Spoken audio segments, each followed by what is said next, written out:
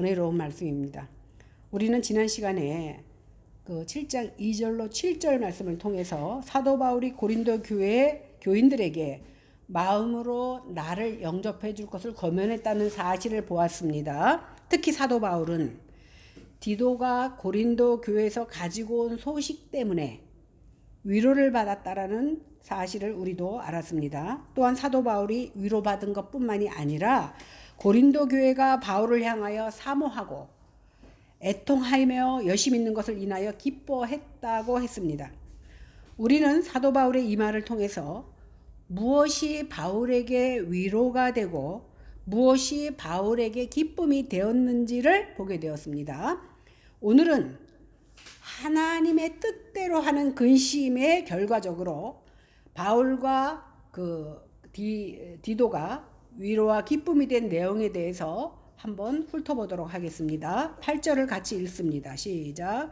그러므로 내가 너희를 근심하게 한 것을 후회하였으나 지금은 후회하지 아니하면 그 편지가 너희로 잠시만 근심하게 한 줄을 알미라. 사도 바울은요, 디도를 통해서 편지를 보내고 나서 크게 후회합니다. 바울이 쓴 이 편지를 소위 눈물의 편지라고도 하고 준엄한 편지라고도 하는데, 바울이 AD 예수님 오시고 난 55년경에 고린도 교회에 대한 그 아픈 방문, 고린도 교회를 만났는데 그들에게 상처를 받고 가게 되잖아요. 그 후에 56년 봄에 디도 편으로 보낸 그 편지를 말합니다. 그런데 지금은 그 편지는 분실되어서 없습니다. 그러니까 고린도 전서와 후서 사이에 있는 편지다, 중간 편지다, 이렇게 생각하면 되겠습니다. 바울이 이 편지를 보내고 나서 후회한 것은 왜 그러냐 하면 거기에 자기가 마음에 상처를 받기도 했지만 그 내용이 심하게 표현했기 때문에 고린도 교인들이 그것을 보고 오히려 염려가 될까봐 근심하게 된 겁니다. 사도 바울이 써놓고도 이렇게 근심할 정도라고 하면 그 내용이 얼마나 준엄하게 썼는지를 우리는 추측해 볼 수가 있습니다. 그러나 이 자극적인 편지가 오히려 고린도 교인들로 하여금 경건한 근심을 가지게 만드는 그런 결과가 되었다는 사실입니다. 경건한 근심이란 것은 뭐냐면 자신이 하나님께 범죄했고 하나님께 반역했다는 사실을 인식하면서 오는 그 슬픔을 갖는 것을 경건한 근심이다, 이렇게 말할 수 있습니다. 아무도 이런 슬픔 없이는 회심에 이르지 못합니다. 대부분요, 회개할 때 눈물 없이 회개하는 사람 없잖아요. 내가 죄인이라는 것을 깨닫고 나면 하나님께서 첫 번째 회개를 회심이라고 하는데 그 회심이 임할 때 대부분 굉장히 많이 통곡하고 울게 됩니다. 왜? 그것은 내 죄에 대한 안타까움과 슬픔과 근심 때문에 울게 되는 겁니다. 우리가 하나님께 반역한 죄인이었다는 사실을 자각하고 인정하지 않으면 진정한 회심이 있을 수 없다라는 겁니다. 그의 염려와 달리 고린도 교회 교인들이 바울의 진정성을 알고 그의 권면을 받아들여서 회개했다는 사실입니다. 그들의 마음 깊은 곳에 찔림을 받아서 죄를 직면하고 회개가 일어나면서 변화가 시작됩니다. 9절을 보겠습니다. 시작. 내가 지금 기뻐함은 너희로 근심하게 한 까닭이 아니요 도리어 너희가 근심함으로 회개함에 이른 까닭이라. 너희가 하나님의 뜻대로 근심하게 된 것은 우리에게서 아무 해도 받지 않게 하려 함이라. 대부분 내가 어떤 사람에게 상처를 받으면 보복하고 싶은 마음이 우리 가운데 있어요. 네가 나를 이렇게 아프게 했어? 너도 한번 아파봐라. 이런 마음이 있는데 사도 바울은 그래서 그런 것이 아니라는 겁니다. 자신의 편지 때문에 고린도 교인들이 잠시 동안 근심했을 거예요. 왜? 칭찬을 받는 것을 좋아하지 내가 책망받는 것을 좋아하는 사람은 하나도 없습니다. 그러니까 책망을 받고 잠시 동안 근심할 수 있었지만 그 근심으로 인해서 회개할 수 있는 기회가 주어졌다는 겁니다. 여기에서 근심에서 회개로, 후회에서 기쁨으로 바뀌는 반전은 바울이 그 쓴 편지의 능력이 있기 때문이 아닙니다. 오히려 그 가운데 개입하셔서 섭리하시는 하나님께서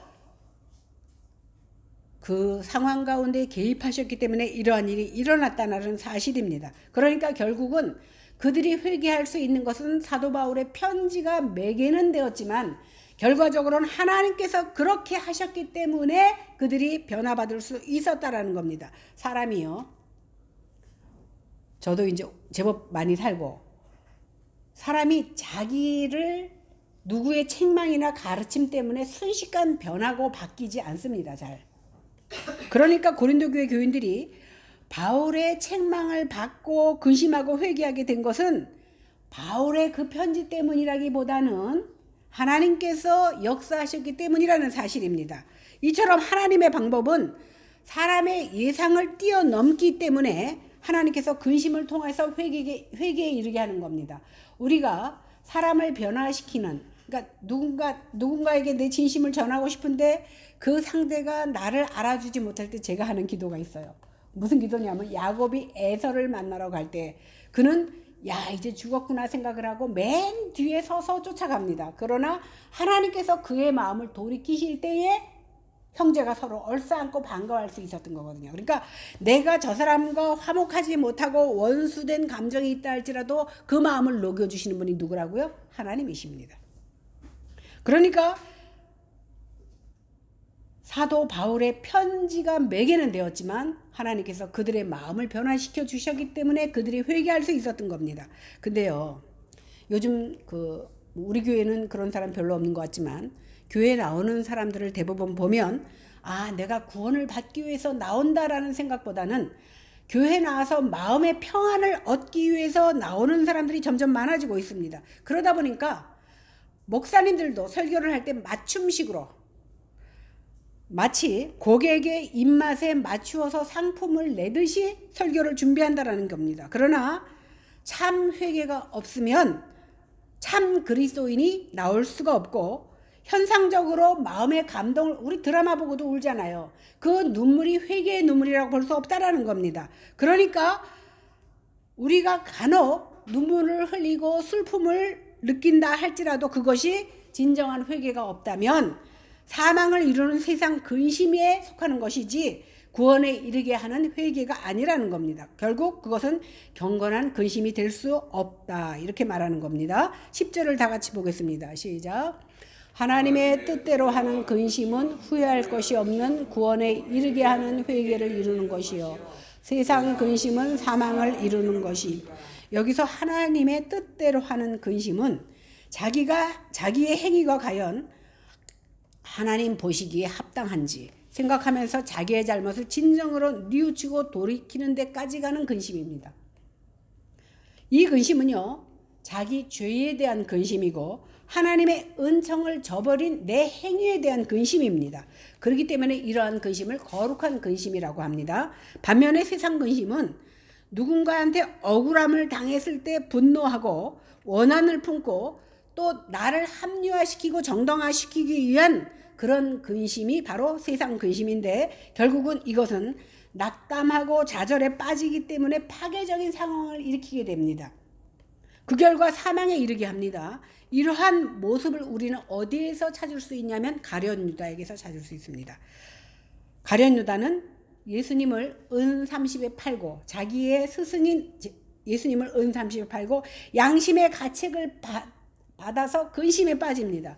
그 근심이 너무나 심해서 결국은 자살하고 맙니다. 반면에 베드로는 어땠습니까? 베드로 역시도 예수님을 배반했습니다. 3번이나 배반했지만 그리고 저주까지 했지만 어떻게 됐습니까? 스스로 깊이 회개하고 자신의 죄를 깨달아 돌이켰습니다. 그러면 다윗은 또 어떻습니까? 하나님 앞에 다윗도 마찬가지로 죄를 지었는데 이제 하나님 앞에 그 지은 죄를 은폐하고 그 지은 죄의 벌이 두려워서 기도한 것이 아닙니다.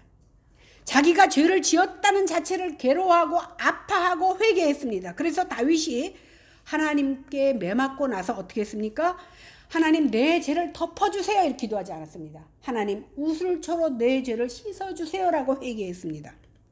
그러니까 이제 벌을 두려워하는 것이 아니라 자신의 죄를 두려워하고 무서워해. 내 죄가 무섭고 두려운 것이지 벌 받는 게 두려운 것이 아니라는 겁니다. 내가 죄를 지었으면 당연히 벌을 받아야 됩니다. 사람들이 죄를 지어서 벌을 받고 나면 오히려 한쪽으로 후련할 겁니다.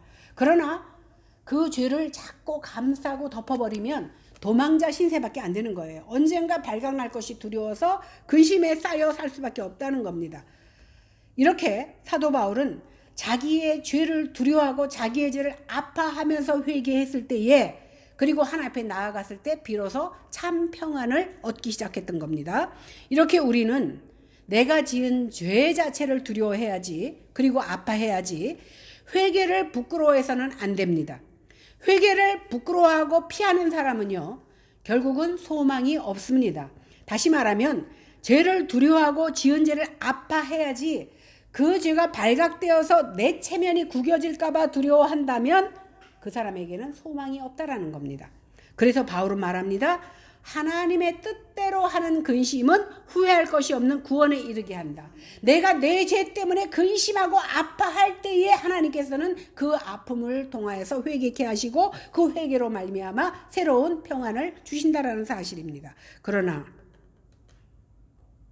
내 죄가 발각될 것을 두려워하는 사람은 결국은 그 세상 근심에 빠져서 결국은 내가 사망에 이를 수밖에 없다라는 겁니다. 그렇다면 왜 세상 근심이 사망을 가져옵니까? 세상 근심은요, 세상 것을 더 추구하게 만듭니다. 참 저는 뭐 텔레비를 잘 안 보지만 가끔 그 정치인들 보면 뻔뻔스럽게 거짓말하는 거 보잖아요. 그죠?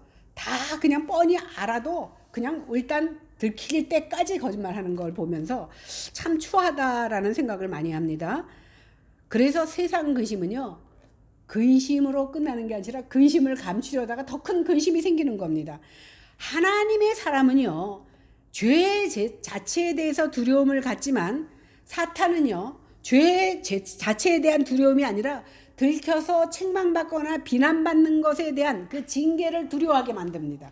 그러다 보니까 결국은 그 문제를 해결하지 못하게 하고 하나님의 긍휼을 받지 못하도록 막아서는 결과가 생기는 겁니다. 그러므로 결국에는 아무 약속도 받지 못하고 사망에 이를 수밖에 없는 겁니다. 그런데 우리가 여기서 세상 근심을 이기는 방법이 있습니다. 그것은 뭐냐면 하나님의 뜻대로 근심합니다. 지난주에 우리가 생각해 보았지만 사도 바울이 디도를 통하여서 고린도 교회에 편지를 보내놓고 너무나 근심해가지고 복음의 문이 열린 곳에도 들어가지 못하고 오히려 마게도냐로 옮겼다라는 사실을 우리는 알 수 있었지 않습니까? 그러니까 내 자아를 이루기 위한 근심하기보다는 내 자아를 깨뜨리기 위한 근심을 우리는 해야 됩니다. 그러니까 우리는 십자가를 피해서는 것이 아니라 담담하게 그 십자가를 내가 지고 주님을 따라야 된다라는 근심을 해야 되는 겁니다. 그러니까 잘 살기 위한 근심을 하는 것이 아니라 바르게 살기 위해서 근심해야 되는 거예요. 저 사람을 누르고 내가 잘 살아야겠다는 근심은 대부분의 사람들이 합니다. 그러나 내가 부자가 되지 못하더라도 하나님 앞에 떳떳하고 바르게 살겠다는 그런 근심을 할 수 있는 자들이 바로 예수 믿는 사람들입니다. 그럴 때 하나님께서 긍휼히 여기시고 우리의 길을 인도해 주신다는 사실입니다. 그러므로 우리는 하나님의 뜻에 따른 근심을 해야 돼. 그러니까 믿는 자나 안 믿는 자나 근심하지 않고 살 수는 없습니다. 그런데 어떤 근심?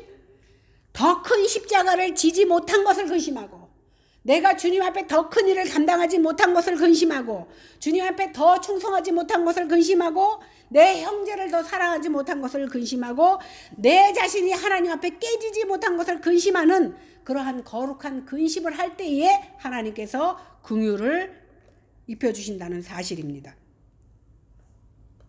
그러니까 오늘도 내 혈기를 죽여달라고 기도했지만 죽이지 못한 그 혈기 때문에 우리는 근심할 줄 알아야 됩니다. 이렇게 하나님의 뜻에 따른 근심을 함으로 말미암아 그것이 위로가 되고 축복이 된다는 사실입니다.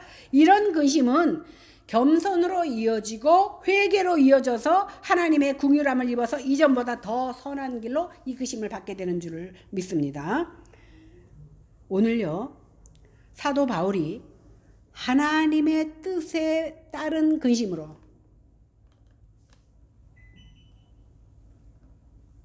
고린도 교인들이 어떻게 됐습니까? 사도 바울의 책망을 생각지도 않게 받아들였어. 왜? 먼저 만났을 때 아픔이 있었잖아요.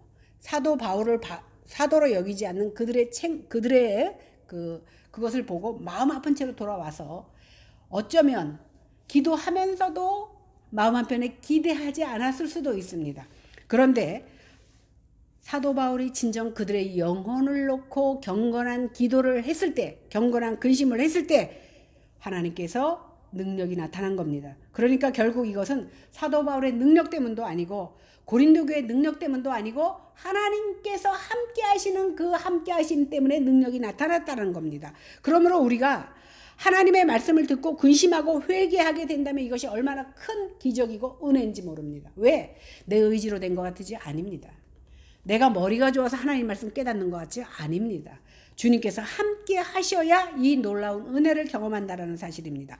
오늘도 우리가 지금 말씀을 듣고 읽고 나눌 때에 하나님의 뜻대로 하는 근심이 일어난다면 읽는 자나 전하는 자나 듣는 자의 능력이 아니라 오직 하나님의 은혜인 것입니다. 그러므로 하나님의 책망을 듣고 근심하며 회개한다는 것은 그 자체가 굉장히 놀라운 하나님의 기적이요 은혜이라는 사실을 우리는 알아야 될 줄로 믿습니다. 11절을 보겠습니다. 시작.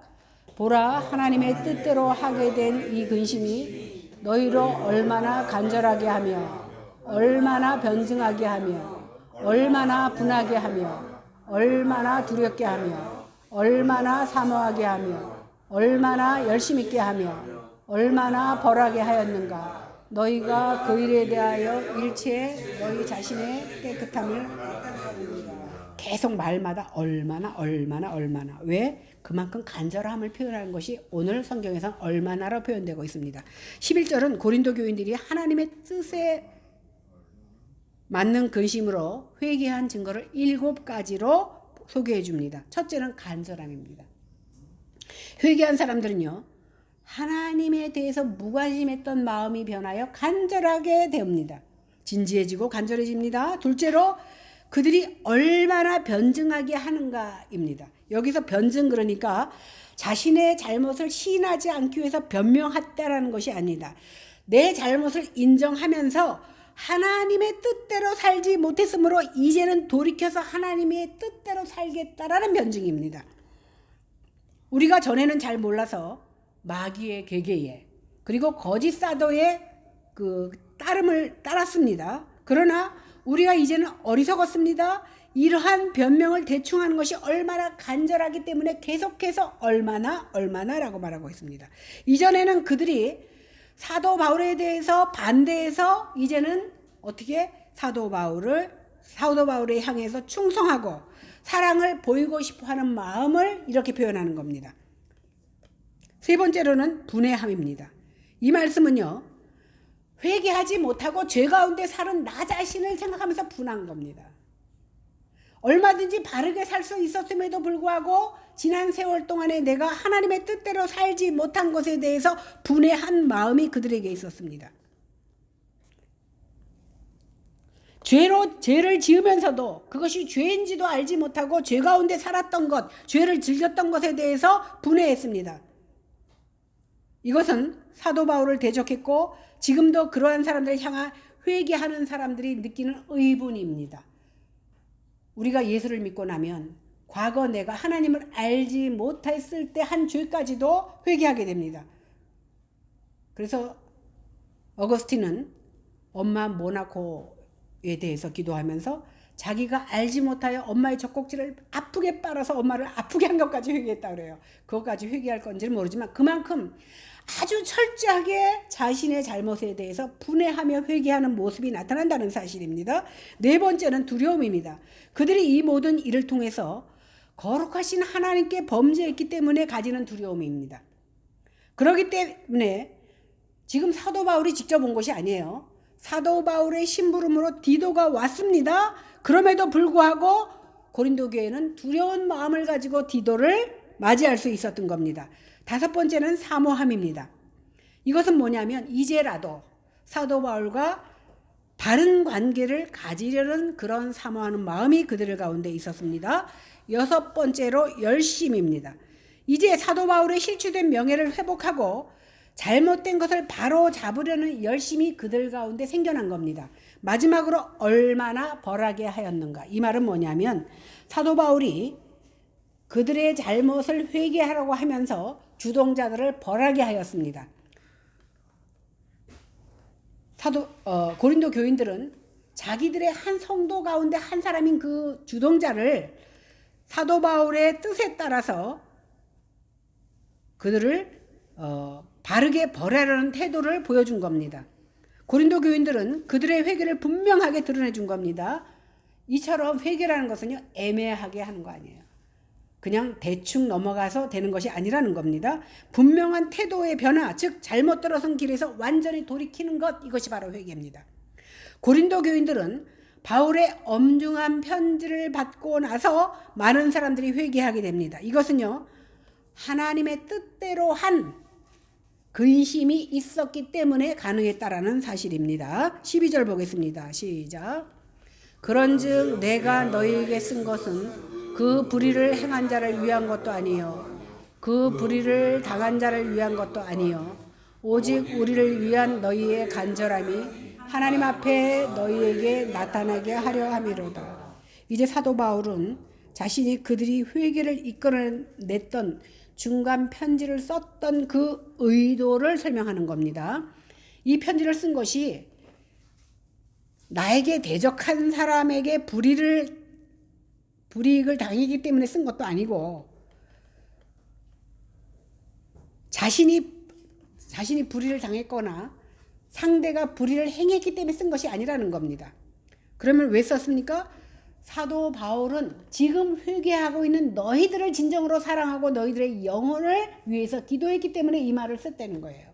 그러니까 내가 너희한테 당한 것을 보복하려고 쓴 것이 아니라 진정 너희의 영혼이 바로 서고 하나님 앞에 바로 서기를 원해서 이 글을 썼다라고 말하고 있는 겁니다.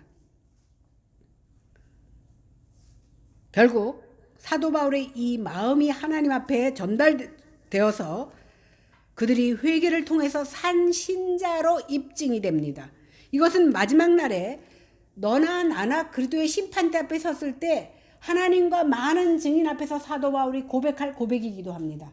만약에 사도 바울이 그들을 사랑하지 않았으면서 그들을 징계하기 위해서 이게 썼다면 하나님이 아십니다. 그러나 하나님 앞에서와 모든 증인 앞에서 사도 바울은 이것을 입증해야 합니다. 그래서 사도 바울은 이 편지를 쓴 의도가 그들을 사랑하고 그들을 구원에 이르게 하기 위해서 썼다라는 것을 말하고 있습니다. 왜? 그들의 영혼을 사랑했기 때문에.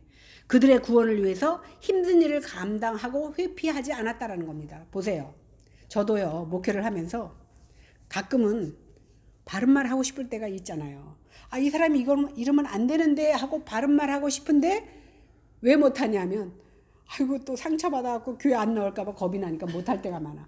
그러면 어떻게 합니까? 소극적인 방법으로 혼자 기도해요. 대놓고 말 못하니까 그냥 뒤에서 하나님 나의 아시죠? 그러고 기도하는 수밖에 없어요. 근데 사도 바울은 불의 앞에 주저하지 않고 이 말을 쓰면 어쩌면 저들이 더 큰 돌멩이를 던질지도 모른다는 생각을 하지만 그들을 사랑하는 마음으로 그 중간 편지를 보냈다는 겁니다. 회피하지 않았다라는 겁니다. 결국 회피하지 않은 그 용기를 하나님께서 읽으셔서 그 지심이 전달됐고 고린도 교인들은 회개했습니다. 오늘 시편 34편 18절에 보니까 여호와께서는 마음이 상한 자에 가까이 하시고 중심에 통해하는 심령을 구원하신다라고 말씀합니다. 그리고 이사야 57장 15절에 보니까 통회하고 마음이 겸손한 자와 함께 거하시나니 이는 겸손한 자의 영을 소성케 하며 통회하는 자의 마음을 소성케 함이라. 회개할 때 하나님께서 짓누르는 것이 아니라 회개하는 그 심령을 소성케 새로 태어나게 하신다라는 겁니다. 고린도 교인들이 이렇게 시험에 통과했습니다. 이것이 바울에게 큰 위로와 기쁨을 가져다 주었습니다. 그러면 이제 사도 바울이 디도에게 했던 자랑을 한번 보겠습니다. 13절에서 14절입니다. 시작. 이로 말미암아 우리가 위로를 받았고 우리가 받은 위로 위에 디도의 기쁨으로 우리가 더욱 많이 기뻐하며 그의 마음이 너희 무리로 말미암아 안심함을 얻었습니다. 내가 그에게 너희를 위하여 자랑할 것이 있더라도 부끄럽지 아니하니 우리가 너희에게 이른 말이 다 참된 것 같이 디도 앞에서 우리가 자랑한 것도 참된 것. 제가요 고린도 전서와 후서를 이제야 이해했어요. 신학교 다닐 때 이거 신약 하면서 신약 개론할 때 이거 하는데 제가 A 플러스를 맞았는데 알고 A 플러스 맞은 게 아니야. 지금 보니까 그냥 외워서 그냥 막 쏜 거야. 노트한 거 이해하지 못했어요. 그러니까 그때 어렴풋이 기억이 나요. 교수님들이 막 했던 게. 그런데 점수는 잘 맞았지만 이해하거나 알고 잘 맞은 점수가 아니었어요. 이제 제가 가르치는 입장에 대해서 스스로 공부하다가 이제 이해를 하게 되는데, 바울이요 편지를 보낼 때 목적했던 것은 뭐냐면 고린도 교인들은 사도 바울의 사도권 자체를 부인했습니다. 너는 사도가 아니야, 이렇게 말했던 겁니다. 그런데 이제 사도 바울이 보낸 편지를 통하여 고린도 교인들이 회개하면서 디도를 통해서 받은 결과는 뭐예요? 그들이 과거에 잠깐 거짓 사도들에 의해서 사도권을 무시했지만 맨 처음에 사도 바울을 인정했던 그 사도권이 아직도 그들이 존중하고 있다는 사실을 확인하게 된 겁니다. 이로써 바울은 커다란 위로를 받습니다. 사도 바울은 이제 디도로 인한 기쁨이 있었다고 설명합니다. 사도 바울이요 디도에게 보낼 때 보세요. 욕을 잔뜩 써서 보내는데 욕을 써서 보내는 사도 바울이나 그것을 전달하는 디도나 마음이 편하겠습니까? 그죠? 칭찬을 하고 선물을 갖다 주면 기쁜 마음으로 가겠지만 그것도 장거리 여행을 하는데 둘 다 마음이 편치 않았는데 위로하고자 했던 사도 바울이 디도에게 한 말이 뭐냐면 다 잘 될 거야. 그들이 너를 환영할 거야. 그러면서 고린도 교인들을 막 자랑해서 보냈습니다. 왜? 실망해서 가지 않을까 봐 막 그렇게 하고 보냈어요. 그런데 오늘 사도 바울이 디도에게 고린도 교인들에 대해서 자랑해서 보냈는데 고린도 교인들이 디도가 가지고 가는 편지에 대해서 좋은 반응을 하게 될 것이라는 소망을 주면서 디도를 보냈어요. 그런데 불구하고 그렇게 보내놓고도 어떻게 했어요? 사도 바울이 근심하며 마음이 안 편했어요. 좌불안석에 있었습니다. 그러나 결국 돌아온 디도를 통해서 받은 소식은 오히려 디도도 환영받고 그들을 두려움으로 환영했고 그들이 참된 신자의 모습으로 환영했다라는 것을 듣게 됩니다. 디도 역시도 사실 디도도 얼마나 초조하게 갔겠습니까? 이 편지 안에 무엇이 들었는지 알고 가는 그 디도의 마음이 어땠겠느냐는 겁니다. 그러니까 많은 부담을 가지고 이것이 주님의 일이기 때문에 간 거예요. 저들이 하나님의 성도라고 생각하기 때문에 간 거예요. 생각해 보세요. 불과 몇 달 전에 사도 바울을 만난 고린도 교인들이 얼마나 사도 바울을 대적했고 아픔을 주었습니까? 그러니까 사도 바울을 아프게 하고 대적했던 그들이 심부름으로 가는 나는 어떻게 돼야겠느냐, 그 생각 안 하고 갔겠느냐는 거예요. 왜? 고린도 교회는 사도 바울의 권면도 무시했던 교회입니다. 그런데 바울의 심부름을 가는 자신을 환영할 리가 없다라는 마음을 가지고 그 편지를 가지고 간 겁니다. 그런데 놀랍게도 고린도 교인들이 그 편지를 받고 보인 반응은 회개한 겁니다. 회개했습니다. 여기서 디도는 아주 큰 기쁨을 얻습니다. 디도가 받은 기쁨은 거기서 끝나지 않고 디도의 기쁨으로 끝나지 않고 누구의 기쁨으로 연결됩니까? 사도 바울의 기쁨으로 연결됩니다. 결국 사도 바울은 고린도 교인들이 그거 봐라. 내가 그랬지? 고린도 교인들이 너를 환영할 거라고. 내가 자랑했지? 이 말이 참말이 됐다는 거예요. 자기도 긴가민가 했는데 결국은 내가 고린도 교인들을 자랑한 그 말이 참말이 되지 않았느냐.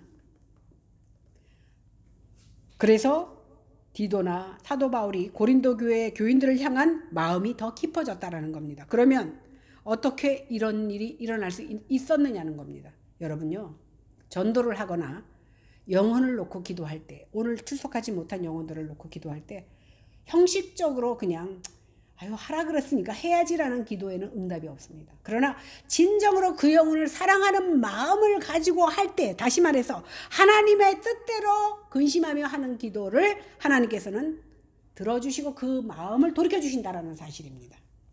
15절 16절을 보겠습니다. 시작.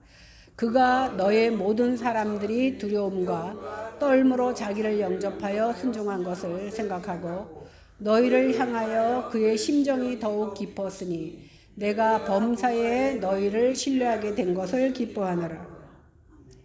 생각지도 않았는데 고린도 교회 교인들이 바울도 아니고 바울의 심부름을 온 디도를 두려워하고 떨므로 영접하고 순종했다 이렇게 말하고 있습니다. 이것은 마치 사도 바울의 사신인 디도를 마치 바울을 대하는 것처럼 했다는 겁니다. 이러한 두려움과 영접은 곧 사도 바울을 영접하는 것이지만 사실은 누구를 영접하는 거예요? 우리 주님을 그렇게 영접하는 것이 됐다라는 겁니다. 그리스도를 두려워하지 않으면 주의 종을 두려워하지 않습니다. 그러나 예수님을 두려워하고 사랑하면 내 형제 자매 주의 종을 두려워하고 사랑할 수밖에 없습니다. 그래서 예수님께서 뭐라고 말씀하셨습니까? 내 형제 중에 지극히 작은 자에게 한 것이 바로 나에게 한 것이다. 이렇게 말씀합니다. 세상에 높은 사람이나 권세 있는 자, 사실요, 뭐 대통령은 감히 만나지도 못하겠지만 저희 조창기도에 가면은 거의 국회의원들이 다 와요. 강서구 국회의원들. 제가 이번에 바른교회에서 조창기도회 할 때 좀 일찍 가서 기도하고 있는데 진누구 있죠? 진누구 국회의원이랑 여기 여자 국회의원이랑 다 뒤에 서 있었나 봐요. 근데 거기 진성준. 근데 대부분 여자든 남자든 그 예배에 참석하는 사람 다 목사거든요.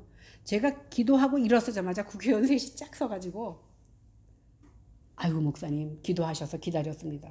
저한테 사실은 그럴 필요도 없어요. 내가 그 사람한테 해야지. 근데 우리가 국회의원을 대할 때에도 우리는 그냥 아무렇게나 막 대하지 않아.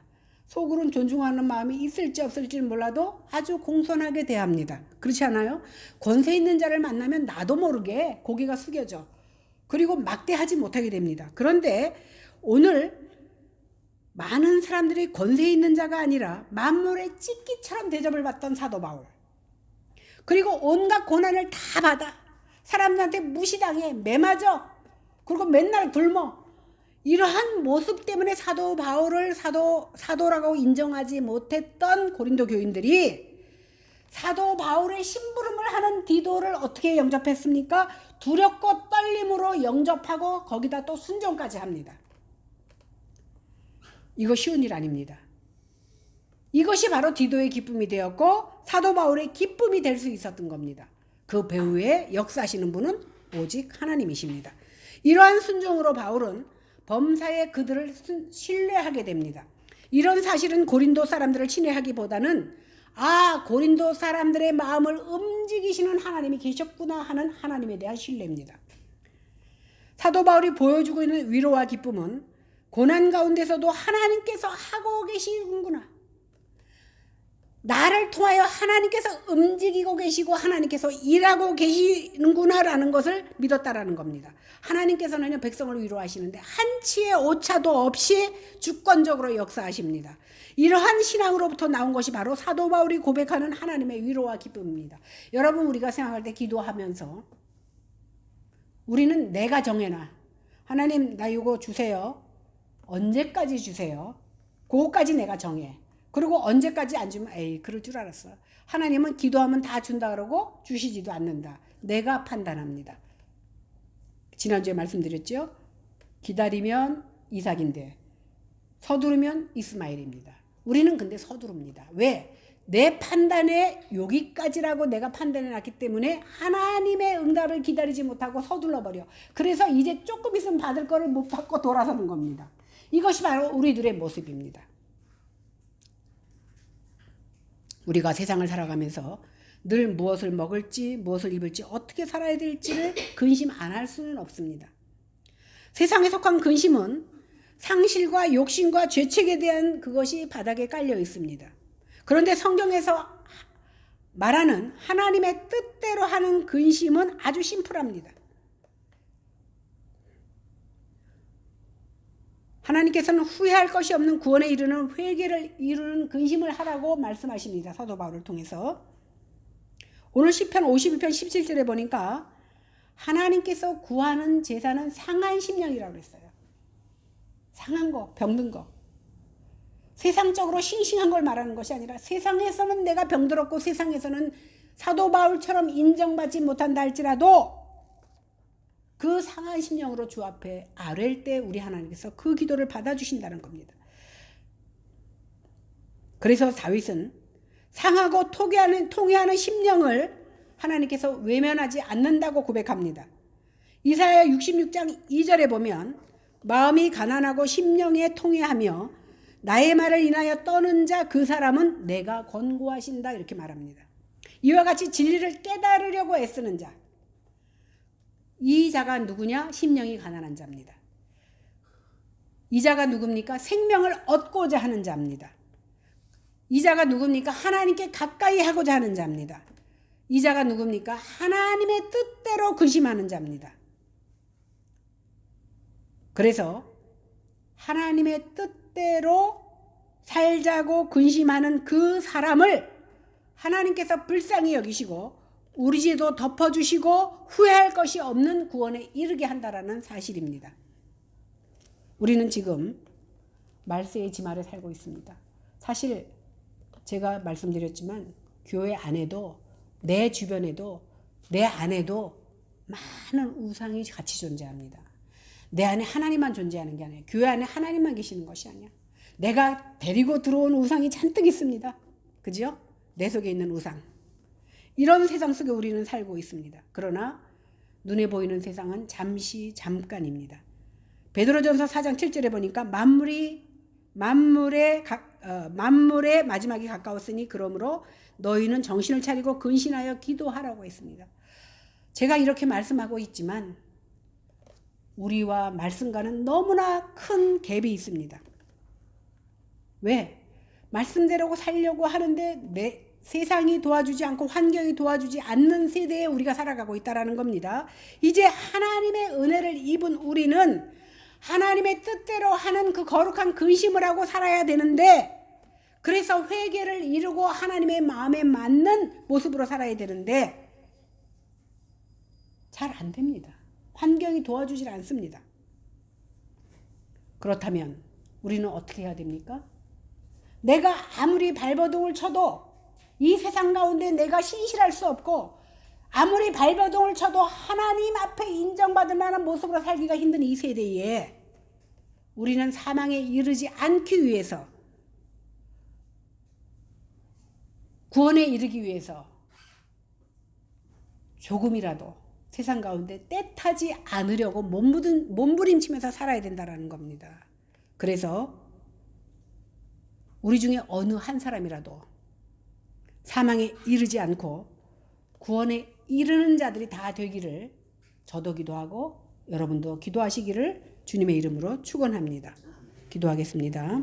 하나님 아버지, 하나님의 귀하신 은혜를 진심으로 감사를 드립니다. 늘 말씀 가운데 서고 말씀을 듣고 말씀을 통하여 마음의 찔림을 받지만 돌아서서 세상 속에 들어가면 그들과 다름없는 모습으로 삶을 드리는 저희들입니다.